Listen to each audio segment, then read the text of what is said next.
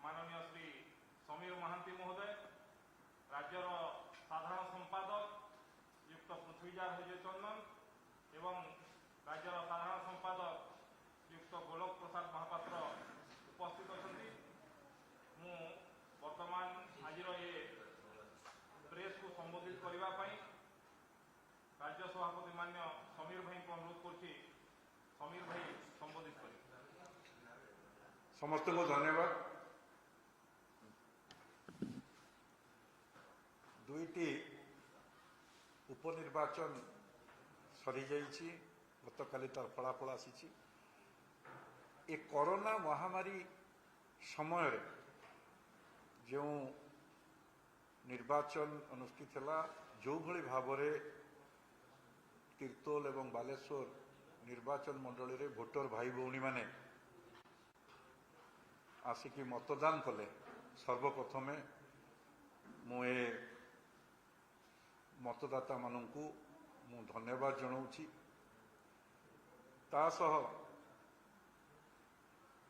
जो भली भाव जनमत प्रकाश पाई, ये जनमत को मु नम्रतार सह स्वीकार करुछि एवं सम्मान जनाऊँगी।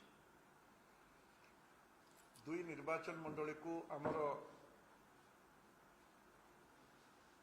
दुईटी पार्लियामेंट सेगमेंट तार कार्यकर्ता मानू आमे सेठी को सहयोग करने डाकी एवं आमर कार्यकर्ता मानू कठोर परिश्रम कठिन परिश्रम करी एभली एक कठिन समय घर जाई जो भली भाव निर्वाचन में सहयोग कले।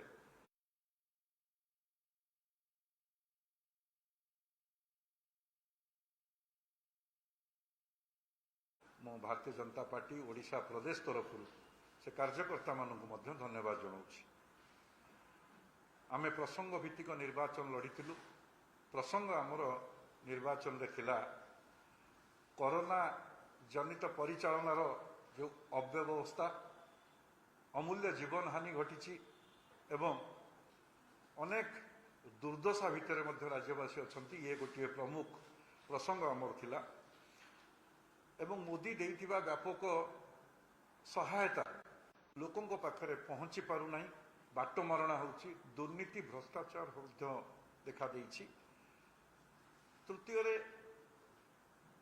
व्यापक मात्रा रे प्रवासी ओडिया भाई भौणी माने निज जन्मभाटी को फेरी। आम समस्तंकर इच्छा थिला आमे गोटे ठोस पदक्षेप नहीं से रखिपर एवं राज्य को सुदृढ़ करने कार्यक्रम करने।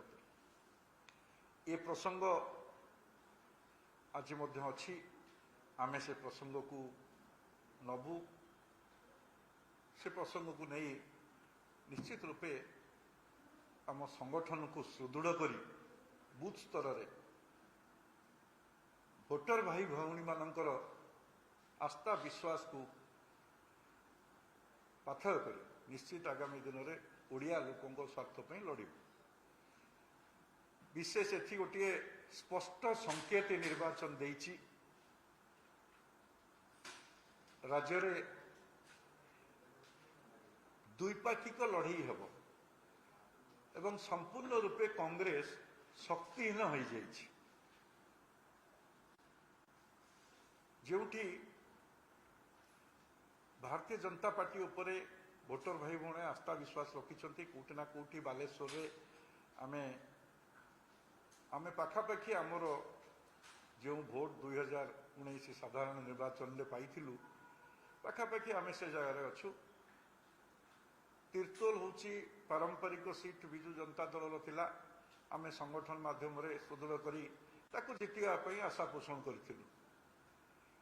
तो से दृष्टि राज्य में आगामी दिन में द्विपाक्षिक लड़ई हम। भारतीय जनता पार्टी 2019 साधारण निर्वाचन में ओडिशावासी एक स्पष्ट सूचना देते 1.5 वर्ष भितर जो भली भाव में कांग्रेस एटी लोकों पाखे तार विभ्रांत सृष्टि करुले ताहा ये जनमत द्वारा प्रकाश पाई। संपूर्ण रूपे कांग्रेस शक्तिहीन हो जाए। ସମସ୍ତଙ୍କୁ ଧନ୍ୟବାଦ।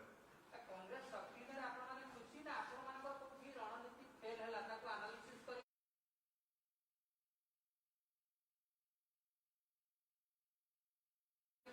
ଲୋକଙ୍କ ପାଖକୁ ଯିବେ ଏଥିରେ ଆପଣ ଭାବୁନାହାନ୍ତି ଦରକାର?